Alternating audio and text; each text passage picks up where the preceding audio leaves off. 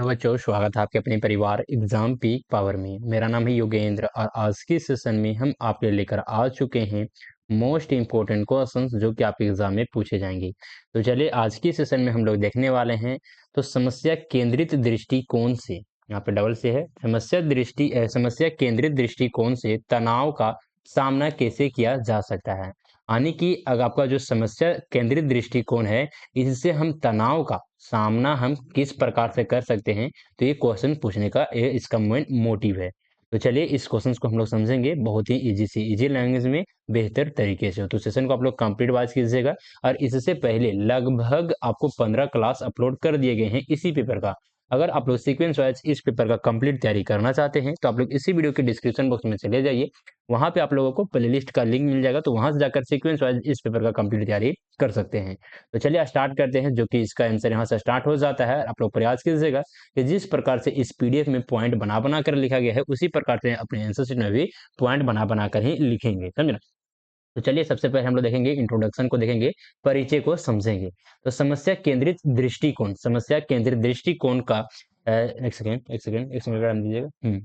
चलिए, समस्या केंद्रित दृष्टिकोण एक ऐसी मानसिकता और रणनीति है जिसमें व्यक्ति सीधे तौर पर किसी समस्या का समाधान ढूंढने और उसे हल करने की कोशिश करता है, बजाय कि वह केवल महसूस किए गए तनाव को नकारात्मक तरीके से अपनाए। इस दृष्टिकोण का उद्देश्य यह है कि व्यक्ति किसी भी तनावपूर्ण परिस्थिति से बाहर निकलने के लिए तर्कसंगत और व्यवहारिक तरीके अपनाए। इसमें व्यक्ति अपनी ऊर्जा को समस्या को समझने और उसका समाधान खोजने और उसे दूर करने में लगाता है। चलिए आगे देखेंगे, समस्या केंद्रित दृष्टिकोण से तनाव का सामना करने की कुछ महत्वपूर्ण तरीके निम्नलिखित हैं। तो चलिए इसे हम लोग देखते हैं, समझते हैं। सबसे फर्स्ट में देखेंगे कौन सा आ जाता है, तो समस्या की पहचान करना। यानी कि जो आपकी समस्या है उसको क्या करना, तो पहचान करना कि किस प्रकार की आपकी जो समस्या है जो कि है, समझे ना। एक सेकंड, थोड़ा सा इसको और बेहतर तरीके से हम जूम कर देते हैं। चलिए, समस्या की पहचान करना ये कैसे सहायक है, यानी कि जो हम समस्या का अगर पहचान करते हैं तो ये कैसे सहायक होता है तनाव का सामना करने के लिए। तो चलिए इस पॉइंट को हम लोग समझते हैं क्लियर अच्छे तरीके से। सबसे पहले यह आवश्यक है कि आप उस स्थिति या कारण को पहचाने जो तनाव उत्पन्न कर रहा है। यानी कि आपको क्या करना है, तो सबसे पहला एक यह आवश्यक कार्य होता है कि आप उस स्थिति, मतलब कि कौन सा ऐसा स्थिति है या फिर कौन सा ऐसा कारक है या फिर कारण है जिसके चलते आपका आपके जो मन में या फिर आप में तनाव जो कि परिस्थिति उत्पन्न हुई है, तो उसको क्या करना है, तो सबसे पहले हमको पहचाना है, आइडेंटिफाई करना है। बिना समस्या की स्पष्ट पहचान के समाधान खोजना क्या होता है, तो मुश्किल हो जाता है। अगर हम लोग समस्या को अगर अच्छे तरीके से नहीं पहचान पाएंगे तो उसका जो समाधान खोजना क्या हो जाता है, तो मुश्किल हो जाता है, समझे। अब ये कैसे करें, हम कैसे पहचान करें, समझे ना, समस्या को। तो चलिए इसे हम लोग देखेंगे। स्थिति का विश्लेषण करें। स्थिति का क्या करना है, तो विश्लेषण करें और जाने कि आपको किस विशेष कारण से तनाव हो रहा है। यानी कि कौन सा ऐसा कारण है, कौन सा ऐसा खास कारण है जिससे आपको तनाव हो रहा है। उदाहरण के लिए यदि कार्य के दबाव से तनाव हो रहा है तो यह समझे कि किन कार्यों का बोझ ज्यादा है। अगर आप लोग एग्जाम्पल के माध्यम से हम समझे इस पॉइंट को, कि देखिए मान लीजिए अगर किसी कार्य के चलते, कोई काम के चलते अगर आपको तनाव हो रहा है, उसके दबाव से अगर आपको स्ट्रेस हो रहा है, तो उस कार्य को क्या करना है, तो आपको समझना है और कौन सा ऐसा कार्य है जिससे आपका दबाव जो कि बहुत ही ज्यादा आप पर पड़ रहा है, समझना। तो इन सारे समस्या को क्या करना है, तो सबसे पहले आपको पहचानना है और समस्या को पहचान कर ही क्या करना है, तो उसका समाधान आप लोग आसानी तरीके से, बेहतर तरीके से ढूंढ सकते हैं। तो चलिए आगे आ जाएंगे, नेक्स्ट पॉइंट देखेंगे। पॉइंट नंबर 2 में पूछा जा रहा है क्या, तो लक्ष्यों की स्पष्टता। यानी कि कौन सा आपका लक्ष्य है उसको क्या करेंगे, तो सबसे पहले हम स्पष्ट करेंगे कि मेरा जो लक्ष्य है वो क्या करना है। तो मतलब कि क्या मेरा लक्ष्य है उसको क्या करेंगे, तो स्पष्ट सबसे पहले करेंगे। तो कैसे सहायक होता है, अगर लक्ष्य को अगर हम स्पष्ट कर लेते हैं तो तनाव का सामना करने में कैसे सहायक होता है। तो चलिए इसे हम लोग समझते हैं। समस्या को हल करने के लिए स्पष्ट लक्ष्य क्या है, तो निर्धारित करना महत्वपूर्ण है। जब आप जब आप जानते हैं कि आपको क्या हासिल करना है। अगर आपका जो लक्ष्य है, वो आपका अगर क्लियर होता है, आपको अच्छे तरीके से पता होता है कि हमको भविष्य में क्या करना है, समझे ना? अगर आपको जो एकदम बेहतर तरीके से पता है, तो आप समाधान की दिशा में बेहतर तरीके से काम कर सकते हैं। यानी कि उस लक्ष्य को प्राप्त करने के लिए आप लोग बेहतर तरीके से उस समस्या को समाधान करने के लिए बेहतर तरीके से आप लोग काम कर सकते हैं, कार्य कर सकते हैं। समझे ना? चलिए आगे देखेंगे कैसे करें हम अपने लक्ष्य को क्लियर कैसे करें? तो चलिए इसे हम लोग देखेंगे।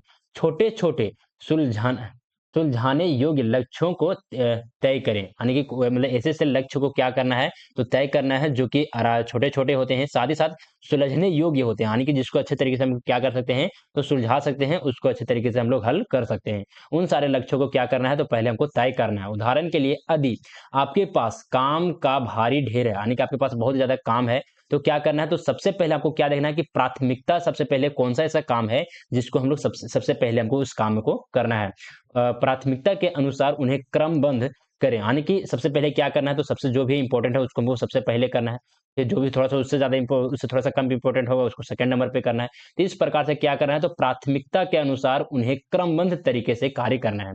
एक समय में एक कार्य पूरा करें, यानी कि एक ही समय में आपको क्या करना है, तो सबसे पहले एक कार्य को पूरा कर लेना है, उसके बाद दूसरे कार्य में आप लोगों को जाना है, ना कि एक ही साथ में ही अगर आप लोग 3-4 कार्य कीजिएगा तो एक भी कार्य कंप्लीट नहीं होगा और आपको बहुत ही ज़्यादा स्ट्रेस होगा, तनाव होगा, समझे ना? तो इस कारण से यहाँ पे कैसे हमको तनाव से सामना करने के लिए बोला जा रहा है, तो आप लोग इस पॉइंट से आप लोगों को क्लियर हो गया होगा, समझे? चलिए आगे देखेंगे नेक्स्ट पॉइंट आ जाता है, पॉइंट नंबर 3 में देखेंगे क्या बोला जा रहा है, तो वैकल्पिक समाधान खोजना, क्या करना है? तो वैकल्पिक समाधान खोजना है, यानी कि कौन-सा अगर कोई किसी भी समस्या का समाधान आपको नहीं मिल पा रहा है, तो उसका क्या करना है, तो वैकल्पिक समाधान करना, यानी कि कुछ भी अगर अल्टरनेटिव सॉल्यूशन होता है, उसको खोजना है, फाइंडिंग करना है। अब ये कैसे सहायक होते हैं? तो चलिए इसे हम लोग देखते हैं। जब कोई समस्या सामने आती है, तो समस्या केंद्रित दृष्टिकोण में यह सुझाव दिया जाता है कि एक से अधिक समाधान खोजें, यानी कि क्या करना है, तो एक से अधिक समाधान खोजना है। अगर आपका एक सॉल्यूशन अगर काम नहीं आता है, तो आपको अल्टरनेटिव भी लेकर चलना है, यानी कि एक से अधिक भी आपको समाधान को खोजना है। इसका मतलब है कि व्यक्ति को विभिन्न रास्तों पर विचार करना चाहिए, ताकि वह सही और सबसे प्रभावी समाधान पा सके।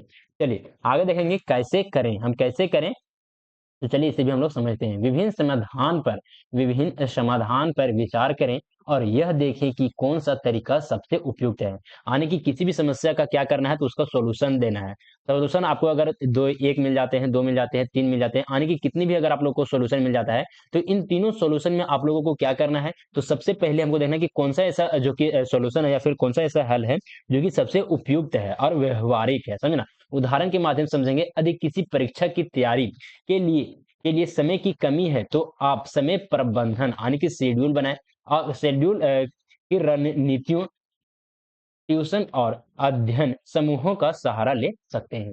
चलिए, आगे देखेंगे नेक्स्ट पॉइंट आ जाता है, पॉइंट नंबर 4 में देखेंगे क्या बोला जा रहा है, तो समय प्रबंधन यानी कि टाइम मैनेजमेंट। तो चलिए टाइम मैनेजमेंट को हम लोग क्लियर करते हैं, अच्छे तरीके से समझते हैं। तो टाइम मैनेजमेंट तनाव से लड़ने के लिए, तनाव का सामना करने के लिए किस प्रकार से सहायक होते हैं, तो चलिए इसे हम लोग देखते हैं, समझते हैं। अगर तनाव का कारण समय की कमी है, अगर आपका तनाव जो स्ट्रेस है, उसका कारण अगर समय की कमी है, तो क्या करना है, तो आपको समय प्रबंधन करना पड़ेगा, टाइम मैनेजमेंट करना पड़ेगा। और किस प्रकार से करना है, तो चलिए इसे हम लोग समझते हैं, देखते हैं।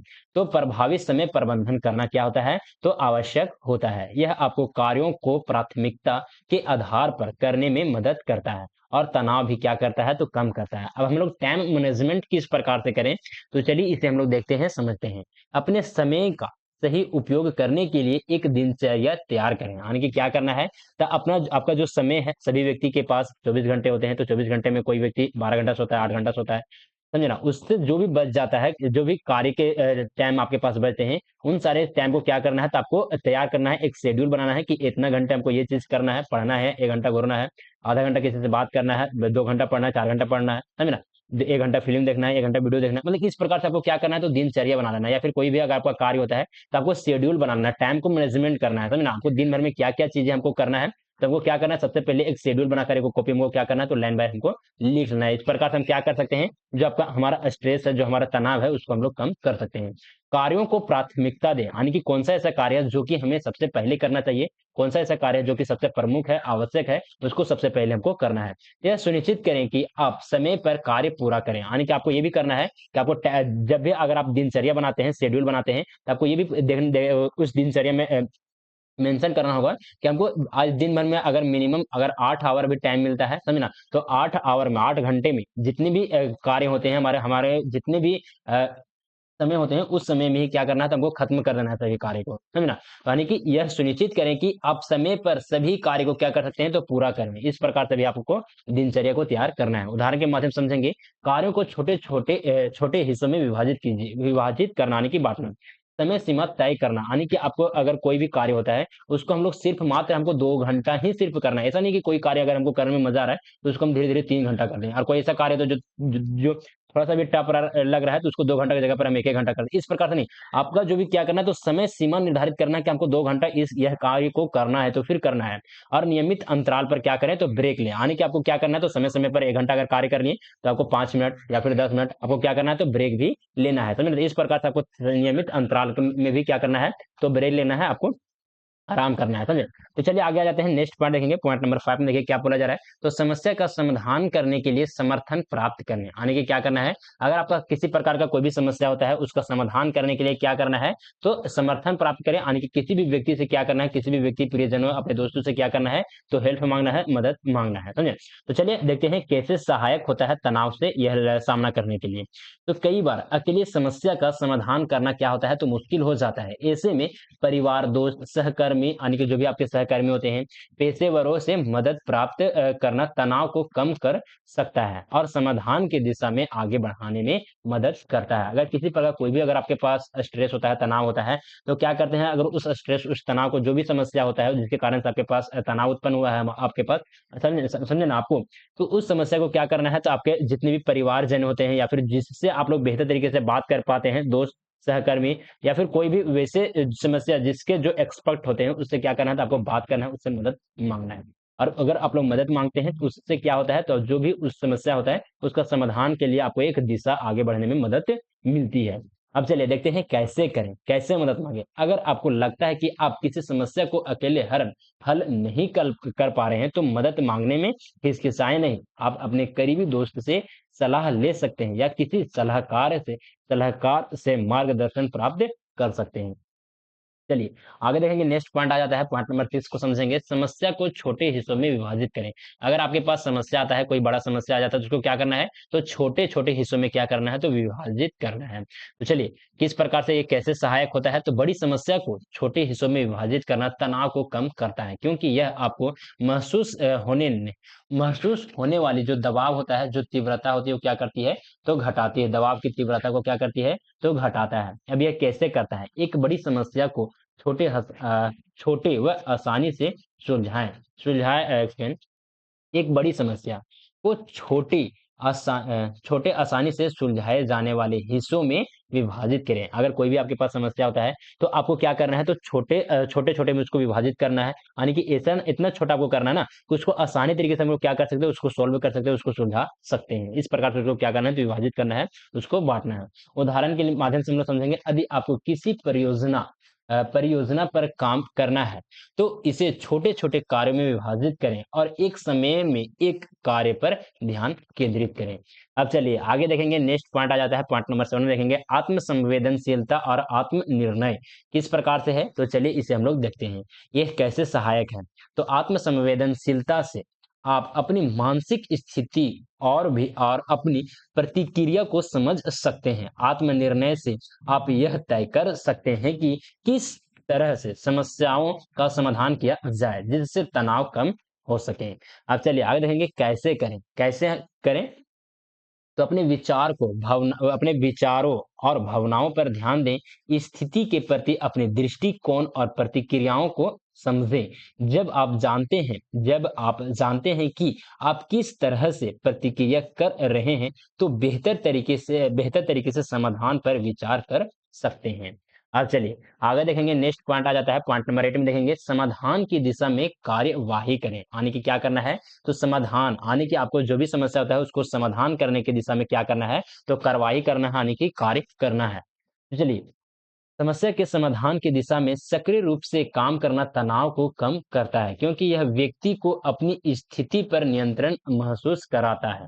कैसे करें, तो जब अपने समाधान की पहचान कर ली हो, तो उस पर कार्रवाई करना शुरू करें, और जितना जल्दी समाधान की ओर कदम बढ़ाएं, उतना ही जल्द तनाव कम होगा। तो चलिए आ जाते हैं निष्कर्ष को हम लोग देखेंगे। निष्कर्ष मोस्ट इंपोर्टेंट पॉइंट हो जाता है, तो आप लोग निष्कर्ष लिखना बिल्कुल भी मत भूलिएगा। साथ ही साथ जो भी स्टूडेंट अभी तक आप लोग इस सेशन को लाइक नहीं किए हैं, तो सेशन को लाइक करें, अपने दोस्तों के साथ, अपने क्लासमेट के साथ सेशन को शेयर करें। साथ ही साथ चैनल को सब्सक्राइब करके बेल आइकन को ऑल पर प्रेस कर लें, ताकि आने वाली जितनी भी सारी वीडियोज हो, क्लासेस हो, सबसे पहले आप लोगों को नोटिफिकेशन के माध्यम से प्राप्त हो सके। साथ ही साथ जो भी स्टूडेंट इस पेपर का कंप्लीट पीडीएफ या फिर नोट्स अगर आप लोग लेना चाहते हैं, तो इस नंबर पे कॉन्टैक्ट कर सकते हैं, जो कि नंबर है 94 370 2606। आप लोग इस नंबर पे व्हाट्सएप मैसेज के जरिए हमसे कांटेक्ट कर सकते हैं, किसी प्रकार का अगर कुछ भी डाउट वगैरह होता है तो। साथ ही साथ आप लोगों को व्हाट्सएप ग्रुप में भी ऐड कर दिया जाएगा, ताकि इन फ्यूचर किसी प्रकार का कुछ भी डाउट होगा तो आप लोग हमसे संपर्क करें और अपना डाउट को क्लियर कर सकते हैं। और जो भी स्टूडेंट इस पेपर का कंप्लीट तैयारी करना चाहते हैं सीक्वेंस वाइज बेहतर तरीके से, तो आप लोग इसी वीडियो के डिस्क्रिप्शन बॉक्स में चले जाइए, वहां पे आप लोगों को प्लेलिस्ट का लिंक मिल जाएगा, तो वहां से जाकर सीक्वेंस वाइज इस पेपर का कंप्लीट तैयारी कर सकते हैं। तो चलिए देखेंगे निष्कर्ष में क्या लिखेंगे, समस्या केंद्रित दृष्टिकोण से तनाव का सामना करना एक व्यवहारिक और सक्रिय तरीका है। इसमें व्यक्ति अपना मानसिक स्थिति को नियंत्रित करता है और समस्या को हल करने के लिए तर्कसंगत तरीके अपनाता है। जब आप समस्याओं के समाधान पर एक सेकंड जब आप समस्याओं के समाधान पर ध्यान केंद्रित करते हैं, तो आप तनाव को कम करने के साथ-साथ अपनी आत्मविश्वास और मानसिक स्थिति को भी मजबूत करते हैं।